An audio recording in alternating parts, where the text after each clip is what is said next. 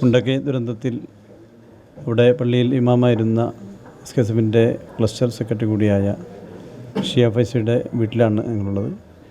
അദ്ദേഹത്തിൻ്റെ ആ മരണത്തിൽ കുടുംബത്തിന് സമാധാനം അള്ളാഹു അദ്ദേഹത്തിന് മാഫിറത്തും മർഹമത്തൊക്കെ നൽകട്ടെ ഇൻഷാ അല്ലാഹ്.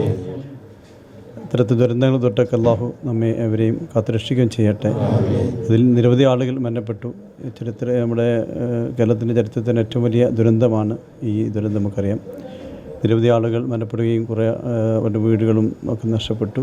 കുറേ ആളുകൾ ചികിത്സയിലുണ്ട്. മരണപ്പെട്ടവർക്കൊക്കെ തന്നെ അള്ളാഹു മാഫിറത്ത് മർഹമത്ത് നൽകട്ടെ, ഷഹീദിൻ്റെ കൂലി നൽകട്ടെ. ചികിത്സയിലുള്ളവർക്ക് എത്രയും പെട്ടെന്ന് പൂർണ്ണമായ ഷിഫയും സലാമത്ത് നൽകട്ടെ. ഇത്തരത്തിലുള്ള ദാരുണമായ പ്രയാസങ്ങളിൽ നിന്ന് നമ്മളെ എല്ലാവരെയും, നമ്മുടെ നാടിനെയും സമൂഹത്തെയും എല്ലാം അള്ളാഹു രക്ഷപ്പെടുത്തുകയും ചെയ്യട്ടെ എന്ന് പ്രാർത്ഥിക്കുകയാണ്. ഇവിടെ ആദരണീയനായ തങ്ങൾ അറിയിച്ചതുപോലെ നമ്മളെല്ലാവരെയും വളരെ ദുഃഖത്തിലാഴ്ത്തി ഷിഹാ ഫൈസ് ഉൾപ്പെടെയുള്ള 300ഓളം വരുന്ന സഹോദരങ്ങൾ നമ്മളിൽ നിന്ന് ഈ അപകടത്തിൽപ്പെട്ട് മരണപ്പെട്ടിരിക്കുകയാണ്.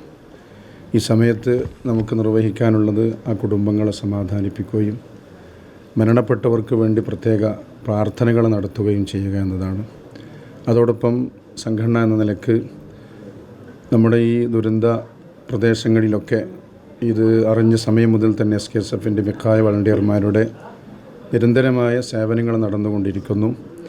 ഇന്നലെയും ഇന്നുമായി നാളെയൊക്കെ ഇൻഷാ അല്ലാഹ് നമ്മുടെ SKSFൻ്റെ ഇബാദിൻ്റെ പ്രവർത്തകന്മാരൊക്കെ എത്തി വളരെ മാനസികമായി തളർന്നുപോയ കുടുംബങ്ങൾക്ക് കൗൺസിൽ ഉൾപ്പെടെയുള്ള വിവിധ പ്രവർത്തനങ്ങൾ നടത്തുന്നുണ്ട്.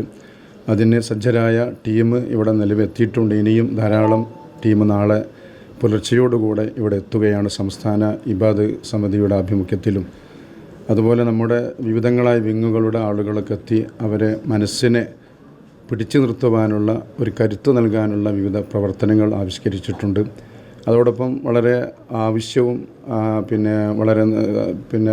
അവർക്ക് അത്യാവശ്യവുമായിട്ടുള്ള വിവിധ പാക്കേജുകളെ പറ്റിയൊക്കെ ഇൻഷാ അല്ലാഹ് സംഘടന ചർച്ച ചെയ്തുകൊണ്ടിരിക്കുകയാണ്.